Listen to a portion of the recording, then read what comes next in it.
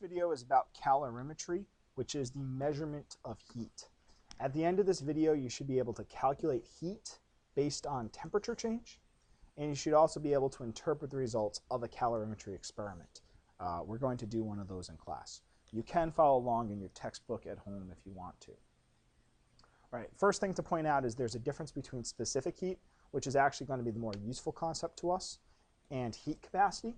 Specific heat is intensive, which means it doesn't matter the size of the material for the number.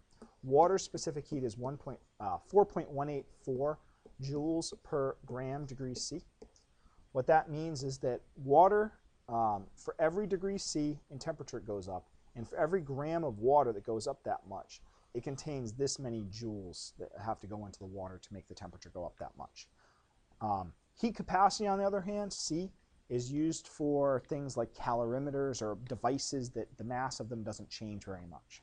So you should know that heat capacity isn't really used for materials as much as it's used for devices in the lab and other kinds of ways of bookkeeping heat. All right, this is the calorimetry equation. This is the really, really important equation. Just a reminder that you get delta T by subtracting the final minus initial temperature. Also remember that Q is the same thing as delta H, so you could put delta H in here instead of Q. And the second equation here is just a different form of the same equation where you use C instead of specific heat. All right, here's a list of some specific heats. I'm going to point out what I've said before, that water has a huge specific heat. It can hold a ton of heat compared to metals like aluminum. In other words, it's going to take a ton of energy, 4.184 joules per every gram that you want to go up by 1 degree C, compared to aluminum. Aluminum only takes like a quarter the energy to go up the same temperature. Water has a lot higher heat density than aluminum does. All right, so we're going to show this by calculating a temperature change and turning that into heat, calculating the amount of heat. So we're going to use our equation to use the temperature change to calculate the heat, ms delta T. Q equals ms delta T. So we need to have the numbers. Well, that's M, and S is the 4.184 joule per gram degree C number from the last slide. And delta T is just the difference in temperature, which is going to be 66.1 degrees C. All right. So you plug those three numbers in, and you get an answer of 129,000 joules. Where the heck did the unit come from? Well, grams is in the denominator and the numerator, so they cancel. Degree C is in the numerator and denominator, so they cancel. Joules is all that's left. That's such a big number. Water holds a huge amount of heat, so we might want to turn it into kilojoules just so it looks nicer. So 129 kilojoules. Right. In other words, water holds a ton of heat. That's a huge number. That's a lot of kilojoules. All right. This is the kind of experimental apparatus we're going to use in lab to measure heat capacity. It's called a calorimeter. All right. There's two assumptions that we need to know. One is that the reaction's at constant pressure. This only works at constant pressure. That's when delta H equals Q. The other assumption we're going to make is that no heat's lost to the surroundings. Yes, those are actually coffee cups. Styrofoam coffee cups make good calorimeters because they prevent heat loss. All right, this is the final equation you get out of all of it, where this is the heat that the water or the reaction mixture absorbs, and this is the heat that the styrofoam absorbs. The styrofoam doesn't absorb much, but it absorbs a little. And you add them up, and you get the total amount of heat. All right, we're going to do this example. There's lots of things going on in the example. There's a mass of the lead pellet. There's a mass of water. By the way, milliliters, same thing as grams for water. There's a temperature change of the water. There's a temperature change of the lead pellet. It's going to go from that temperature to be the same temperature of water, which is 23.17 degrees C. You know the specific heat of water. S is equal to 4.184 joules per gram degree C. But you don't know the specific heat of lead.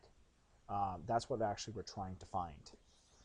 In other words, you're kind of getting the sense we have enough variables to do this equation twice. That's actually what we need to do. Here's the idea. Here's the thing you really need to know.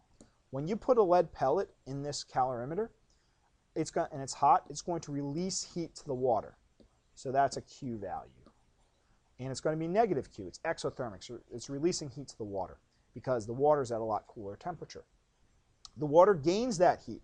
The temperature of the water goes up because of all the heat. So it's going to absorb the heat. The important thing to realize is those two heats are equal to each other, equal and opposite. The heat released by the lead is going to be equal to the heat absorbed by the water. That doesn't mean that they're going to change the same temperature because they hold heat differently. Lead is a metal, doesn't have a very high heat density.